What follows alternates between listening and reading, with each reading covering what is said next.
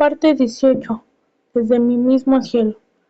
Cuando su padre mencionó la cima por el teléfono, Ruth estaba en la habitación que tenía alquilada, la primera avenida en Arroyo, el largo cable negro del teléfono alrededor de la muñeca y el brazo, y dio breves cortantes de respuesta.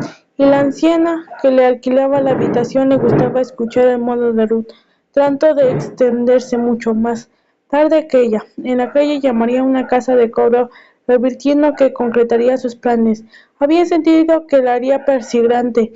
En la misma diente la cubieran los promotores obligarios y sus fascinadores. Por lo luego, como a sí misma era un secreto que guardaba, pero era así como era un asesinato, y nuestro encuentro del aparecimiento de los profesores era como no explicaría en Nueva York, donde veía cómo contar sus imitadores borrachos, el bar prostituyéndose, a su familia y sus traumas de cambios de copas, popularidad, le había hecho que estas cosas debían circular como falso regalito que se repararían en una fiesta.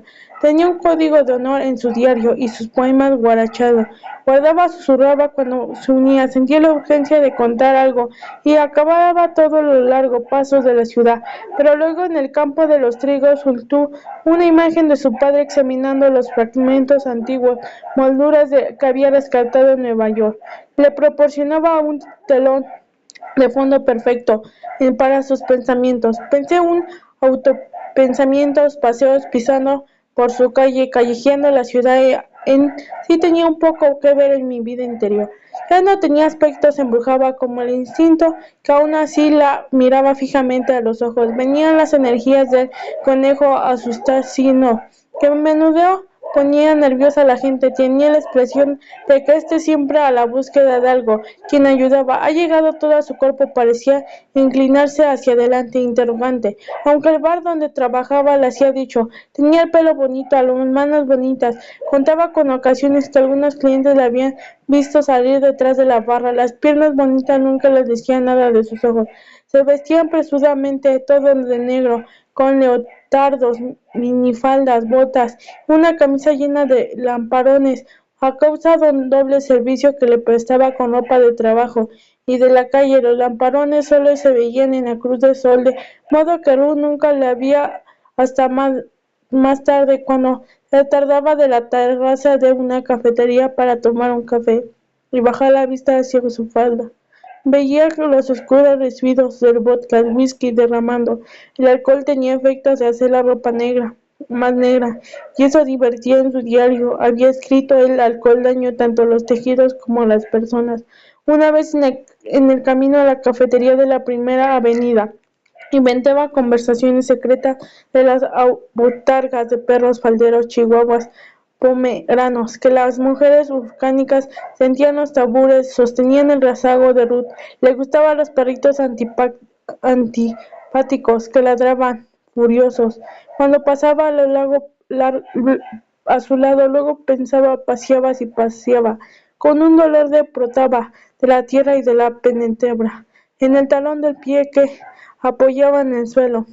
Aparte de los tipos desagradables, nadie nos saludaba, y le gustaba jugar a ver cuántas calles lograban recorrer sin tener que detenerse por el tráfico. No animaba el paso de otra persona, avisionaba grupos de estudiantes de universidad de Nueva York ansiosos con sus carritos de la lavandería, creando una ráfaga de viento a lo largo de cada calle. Le gustaba imaginar cuánto pasaba el mundo, me volvía a mirarla como al mismo tiempo. Sabía despercibida que pasaba menos cuando trabajaba, nadie sabía dónde estaba a cualquier hora del día, nadie esperaba. Era mi anónimo perfecto, ¿no sabes, Samuel? Le había propuesto matrimonio a mi hermana y no se enterada a Ray, la única persona con la que había mantenido en contacto desde el colegio. Nunca averiguaría, estando el Fraxi, había ido a decir que mi madre se había marchado. Había corrido una nueva oleada, rumores del instituto. Ruth había visto a mi hermana sobrellevarlo los mejores que podían. De vez cuando la consentía el pasillo de Ruth, decía unas palabras de apoyo, si creía que no iba a perjudicarle que la vieran hablar con ella. Estaba corriente en la fama, bicho raro, que tenía el instituto, no sabía que ella tampoco era simposio de los talentos que había exactamente, que había parecido en pequeño los elementos dispersos que se reunían exponentemente, más allá de las malditas normas escolares. Pero vaya era otro asunto, sus besos, sus primeros auchones, escaleras, eran como objetos cerrados en una vitrina. Recuerdo que conservaba intacto lo que venía cada vez que iba a casa de sus padres, y había sabido inmediatamente que sabría quién lo acompañaría cuando volviera a la misma. Se alegrarían de tomarse un descanso de continuo yugo de sus estudios y se la tenía la suerte de escribiera como lo hacía a menudo. Algún procedimiento medio había estudiado Ray, los describían de la manera que ella creía saber, con exactitud, incluso que lo sentía como invocaba todo con pequeñas pulsaciones verbales de las que totalmente inocente en encaminarse al norte de la primera avenida, contaba con dedos todos los lugares donde se había determinado anteriormente segura de haber encontrado. Un lugar donde había sido asesinada una mujer o una niña. Al final del día trataba de anotarlo en su diario, pero a menudo se quedaba tan destrozada porque creía que podía haber ocurrido como oscuro alero en un estrecho de cajón, que se olvidaba de los más obvios y simples, aquello solo que había leído en un periódico, y donde había visitado lo que había sido en la tumba de una mujer. No era consciente que era el cielo, era una especie de celebridad. Yo le había hablado a la gente de ella, lo que había como guardaba unos minutos, silencioso, arriba, dejando la ciudad, y que le escribiera un diario de pequeñas oraciones individuales, y la noticia que había propagado tan rápidamente que las mujeres hacían cola para saber si Ruth había descubierto dónde la habían matado. Tenía admiradoras en el cielo, aunque se había llevado un chasco al saber que a menudo esas admiradoras, cuando reunía, se parecían más puñalados de adolescentes absortas en un número de red. En la imagen que tenía un grupo de susurros, en un canto fúnebre, el compás de tinables celestiales. Fui yo la que empezó a seguir y observaba diferentes de ese coro, atorando esos instantes de menudo se parecían tan dolorosos como asombrosos. Obtenía una imagen y se ponía en una memoria. A veces solo eran instantes, caídas como escaleras, gritos, empujones, unas manos espantándose alrededor del cuello, pero otras como un guión completo. Se especificaría en su madre durante el tiempo que la niña o la mujer tardaba en morir. Ninguno transunte pensaba nada de la chica vestida de negro que se había detenido a medio tráfico camuflada de estudiante de arte. Podía recorrer todo Manhattan y sin no fundirse en el entorno, sin verse catalogada, y por lo tanto lleva en tanto que nosotros realizaba una tarea importante, una tarea a la que la mayoría de la gente de la tierra la asustaba considerar siquiera. El siguiente de la ceremonia de la graduación, Leslie y Samuel acompañaron a Ruth a su paseo cuando llegó a la central de Park. No había hacía rato el almuerzo, pero el parque seguía estando muy concurrido. Había parejas sentadas en las praderas recién sagadas. Ruth miró a su apasionamiento. Era tanto atrayente. En una tarde soleada, cuando alguien, hombre de expresión franca, la mirada desviada, la mirada, ella cruzaba el parque de Signa. Había lugares obvios donde ir, como paseos, como documentar las historias de violencias que había tenido lugar allí, necesidad de apartarse siquiera de los árboles, pero ella prefería los lugares que la gente consideraba seguro, la fría y brillante superficie de ataque de los patos seguidos, y ocurrió en un extremo sudeste en el parque, clasificando a lo largo de lo artificial, donde unos ancianos remataban los bonitos guantes de hecho mano.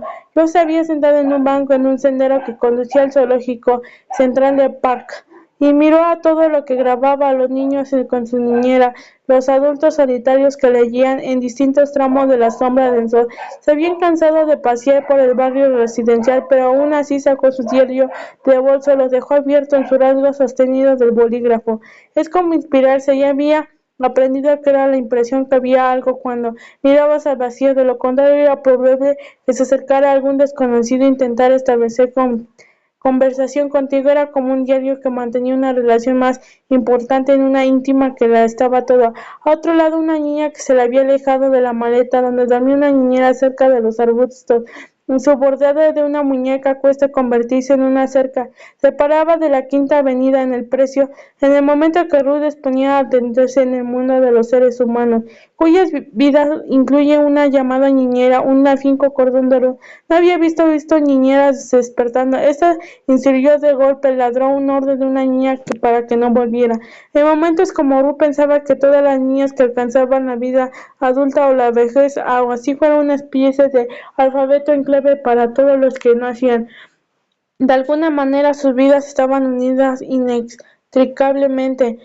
Todas las niñas que habían sido asesinadas. Fue entonces mientras la niñera recogía sus cosas, estrellaba la manta, preparándose para la tarea que le tocaba hacer. Continuamente como Ruth vio a una niñera que dio una vida metiendo los arbustos y había desaparecido con la ropa que llevaba. Supuso que había ocurrido hacia el tiempo, pero no era todo. No había nada más, ni niñera, ni madre, ni indicios. Si era de noche o de día, solo era una niña desaparecida. Me quedé con Ruth. En su diario abierto escribió: año un niño de la central de Par se mete entre matorrales, cuello, encaje blanco, el ángel lo sorrió y lo guardó en el bolso. Cerca había un lugar que tranquilizaba la caseta de los pingüinos de Zoo.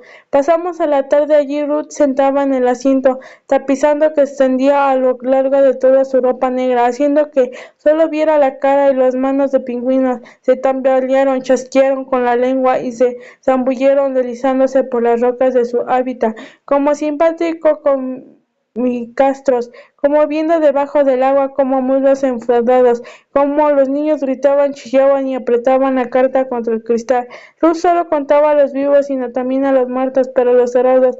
Confiese en la caseta de pingüino, los alegres gritos de los niños retumbaban con la sonoridad que un rato logró ahogar lo que clases de grito. En fin de semana mi hermano se despertó temprano como siempre. Así estaba séptimo curso, que compraba el almuerzo en el colegio. Estaba en el grupo de debates y no había ocurrido como Ruth. En gimnasia siempre era el último del penúltimo. No le gustaba el atletismo como Leslie. Practicaba en cambio lo que la abuela Leslie llamaba su aire de significación. Su profesora favorita no era en realidad una profesora, sino la bibliotecaria del colegio, una mujer alta, frágil, de pelo áspero, que debía de un entorno y de haber visto Inglaterra. Una joven de después había fingido durante algunos meses tener tan acento inglés. Se había mostrado muchísimo interés cuando mi hermana vio a Master Teatre. Cuando preguntó ese año mi padre se podía hacer cargo del jardín que mi madre en otro tiempo había cuidado, mi padre respondió: adelante, Blue.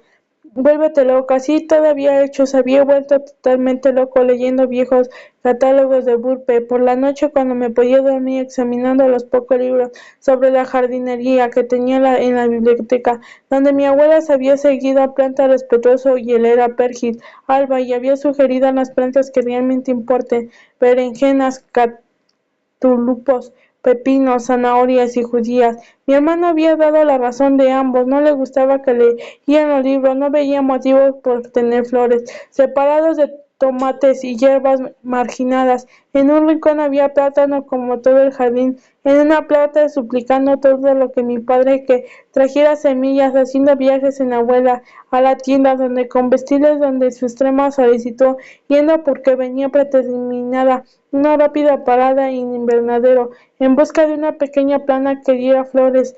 En ahora esperaba sus tomates de margaritas azules, de sus penúltimos pensamientos de salvia. De todo tipo había convertido a su huerto en su especie de convertirse donde guardaba sus herramientas, suministros, pero mi abuela se preparaba para el momento que diera cuenta de que no era posible cultivarlo, dado junto que algunas semillas no brotaban, que las finas sedosas raíces de los pepinos podían verse bruscamente inmovilizadas por tubérculos cada vez gruesos de las zanahorias y plantas en el perejil podía ser camuflajeado como con las malas hierbas más recalientes y los bichos que daban brincos alrededor.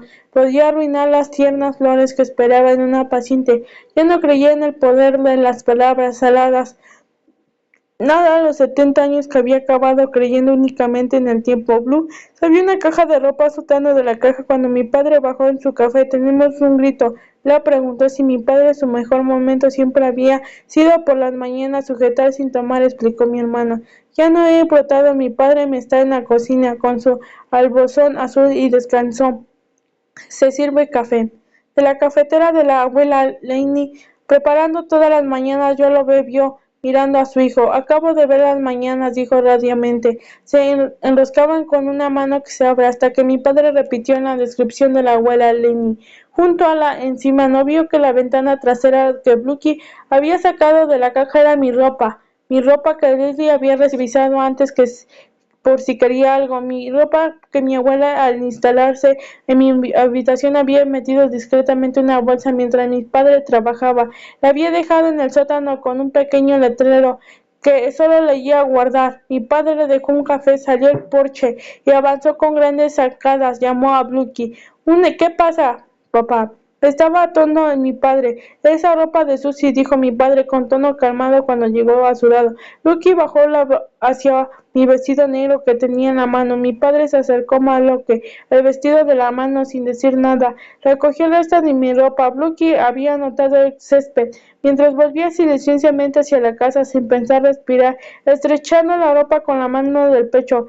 Yo fui la única de los colores de Lucky cerca de las orejas, por las mejillas de la barbilla. Me puso un poco anaranjado, un poco rojo, porque podíamos utilizar, preguntó esa palabra aterrorizado con un puño en la espalda de mi padre, porque no podía utilizar ropa como sujetar en mis tomateras. Mi padre se volvió, vio un hijo de pie, lo perfecto, toreó, la dosa remolió salpica la musculosa plantilla detrás de él. ¿Cómo puedes preguntarse algo así? Tienes que escoger, no es justo, dijo mi hermano. Blue y mi padre sostenían ropa contra su pecho. Observó cómo Bluky enseñaban y estrellaban detrás. Estaba el centro del soldigado, 2 veces más alto que mi muerte. Ya me he cansado, bramó Bluky. El padre de Kate se murió. Ella es bien. Kate es una niña de colegio. Sí, mi padre se quedó inmóvil. Notaba rocío en sus pies y tobillos desnudos. Tenía el suelo debajo del frío húmedo, resonante, improvisando. Lo siento mucho cuando fue. Eso fue un nivel, capaz no lo entiendes. Bluky gritó sobre sus talones y empezó a pisotear la tierra de los brotones de la tierra. Tomantes para Blue, pero gritó mi padre. Mi hermano se volvió. No lo entiende, lo siento, dijo mi padre.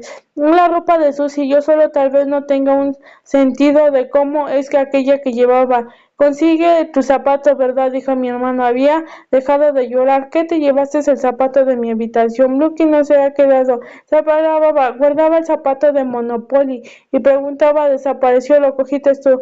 Actuó como si lo hubiera querido. Dijo que quería decir que venía mi padre de tu amiga Kes. Dijo que la ropa del suelo, mi padre puso una delicadeza en el suelo. No se trataba del padre de Kes. Mi mamá se trata, de mí se trata entonces mi papá. Ahora todo lo aprendió, regresó al lugar donde tanto tras las operaciones de rodillas, cuando salió un sueño cómo drogaba los analgésicos y vio cómo entonces tenía una 5 años sentado cerca esperando, abierto a los ojos y decir, cucú, cucú, está muerto, nunca deja el dolor, lo sé, pero lo parece, el padre de Kais murió cuando tenía 6 años y dice que apenas piensa en él. Ahora dijo mi padre, ¿quién pasa por nosotros? ¿Quién? Como nosotros, papá conmigo, como Leslie, mamá se fue porque podía soportarlo, calmante, Blue, Blue. Dijo mi padre, estaba haciendo todo lo generoso podía mientras el aire de los pulmones se evaporaba en su pecho. Luego en una bolsilla dentro él dijo, suéltalo, suéltalo, suéltalo. ¿Qué dijo? No he dicho nada, suéltalo, suéltalo. Lo dijo mi padre, no me encuentro bien dentro de siento los increíbles fríos en una hierba en su pecho haciendo un bicho volando en alrededor exhaló. Allí dentro había un eco respirando a los oídos, suéltalo.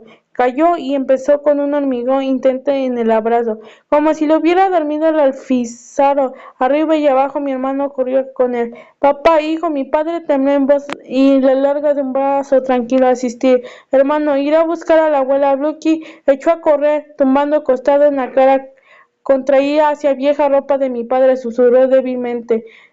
No es posible escoger cómo quieres tres. Mi padre pasó aquella noche en un hospital conectando en monitores, en que pintaba zumbaba llegando el motor de vueltas alrededor de los pies.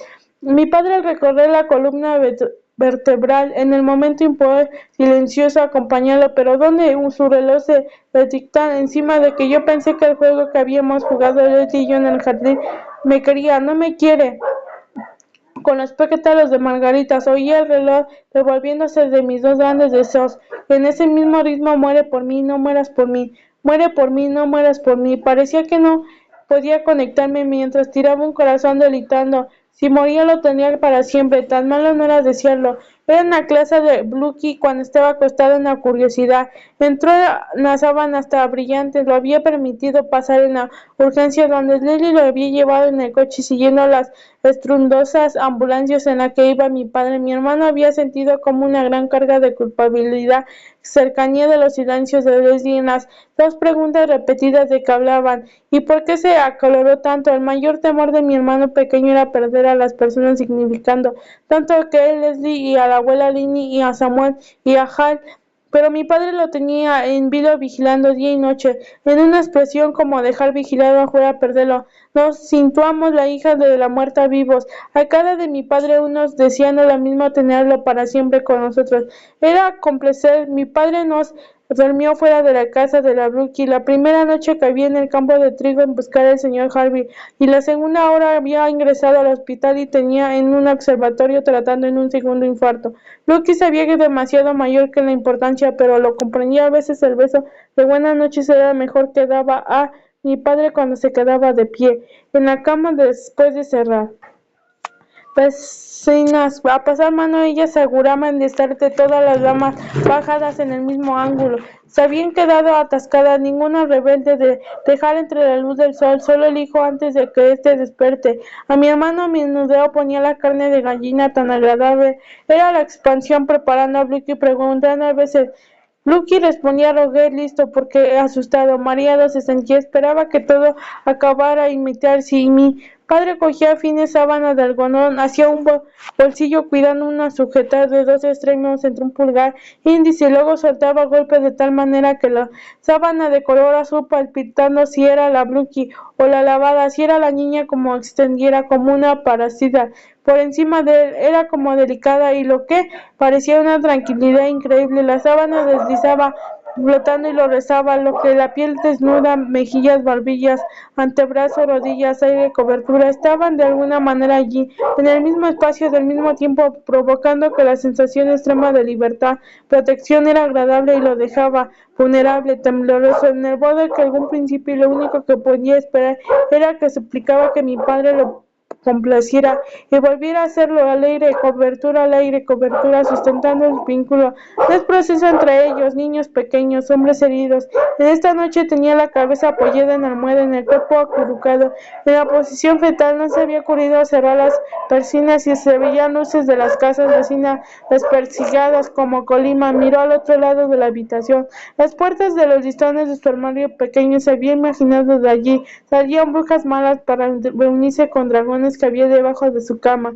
Yo no la asustaba con esas cosas, por favor. Sujete. Mi padre susurró.